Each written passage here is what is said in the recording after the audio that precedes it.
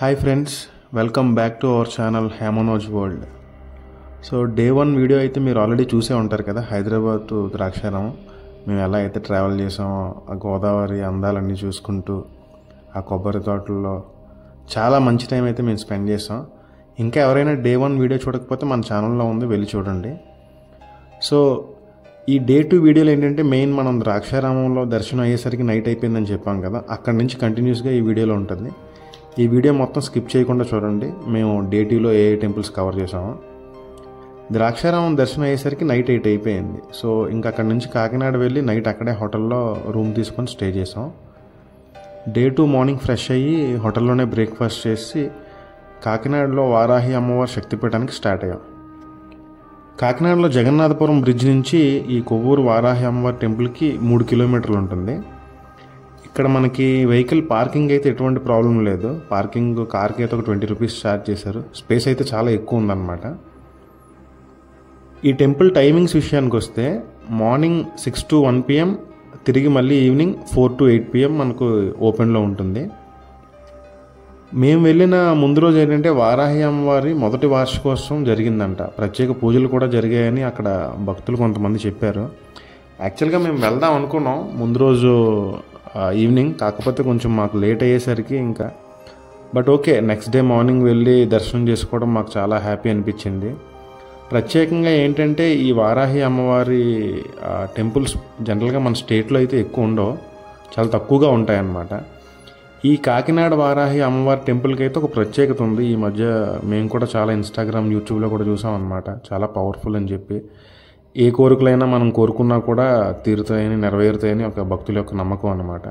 So మేము అలా దర్శనం చేసుకొని అక్కడి నుంచి సామర్లకోటలో కుమారరామ భీమేశ్వర స్వామి టెంపుల్కి అయితే మేము వచ్చాం. ఈ టెంపుల్ కాకినాడ నుంచి 13 కిలోమీటర్లు ఉంటుంది. అలానే మనకి ఈ యొక్క టెంపుల్ రైల్వే స్టేషన్ దగ్గరలోనే ఉంటుంది.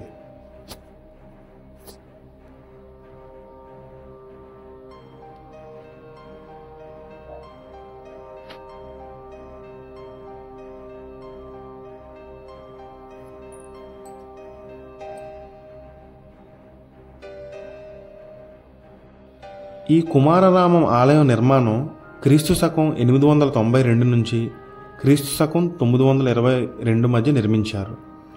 1340 నుంచి 1466 మధ్య కాలంలో కాకతీయ రాజులు ఈ ఆలయాన్ని రీకన్స్ట్రక్ట్ చేశారంట. అలానే ఈ ఆలయంలో శివలింగం ఆత్మలింగం రూపంలోనూ, అమ్మవారు బాలా త్రిపుర సుందరదేవిగా దర్శనమిస్తారు. ప్రత్యేకత ఏంటంటే చైత్ర వైశాఖ మాసంలో సూర్యకిరణాలు మార్నింగ్ టైం స్వామివారి పాదాలను, ఈవినింగ్ టైం అమ్మవారి పాదాలను తాకడం.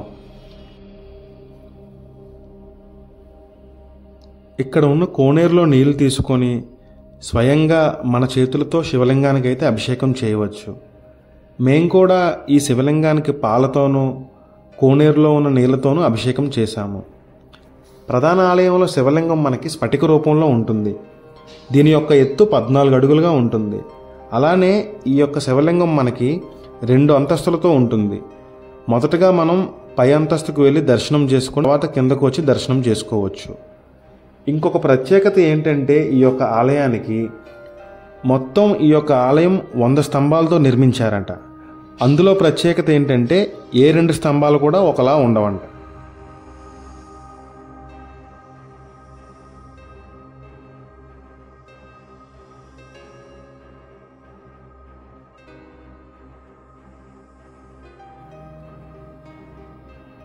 అలా కుమారరామ భీమేశ్వర స్వామిని దర్శనం చేసుకొని అక్కడ నుంచి పిఠాపురం అయితే మేము స్టార్ట్ అయ్యాం. సామర్లకోట నుంచి పిఠాపురం 17 కిలోమీటర్లు ఉంటుంది. అలానే ఈ ఆలయంలో కూడా మనకి కార్ పార్కింగ్కి, బైక్ పార్కింగ్కి ఎటువంటి ప్రాబ్లం అయితే లేదు. పిఠాపురంలో కుకుటేశ్వర స్వామి టెంపుల్కి అయితే వచ్చాం. ఈ టెంపుల్ యొక్క టైమింగ్స్ మార్నింగ్ 5 AM నుంచి ఆఫ్టర్నూన్ 12:30 PM, తిరిగి ఈవినింగ్ 4:30 PM నుంచి 8:30 PM వరకు అయితే ఉంటుంది. ఈ టెంపుల్లో అష్టాదశ శక్తిపీఠాల్లో 10వ శక్తిపీఠమైన శ్రీ పురుహూతిక అమ్మవారు ఇక్కడే వెలిశారు. సతీదేవి యొక్క పీఠ భాగం ఇక్కడ పడటం వలన ఈ ప్లేస్కి పిఠాపురం అని పేరు వచ్చింది.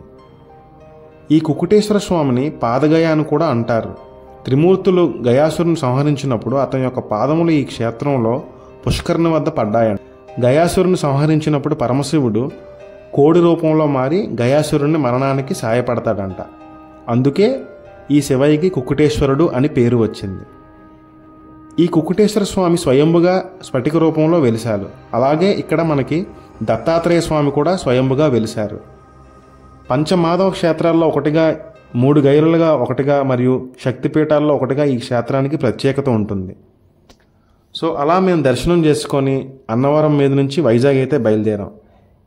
ఈ వీడియో కంటెంట్ మీకు నచ్చినట్లయితే మన ఛానల్ని సబ్స్క్రైబ్ చేసుకోండి. అలానే మన వీడియోస్ని ఎప్పుడూ కూడా లైక్, షేర్ అండ్ కమెంట్ చేస్తూ మీ యొక్క సపోర్ట్ని అయితే ఇస్తూ ఉండండి. Thank you friends. బాయ్.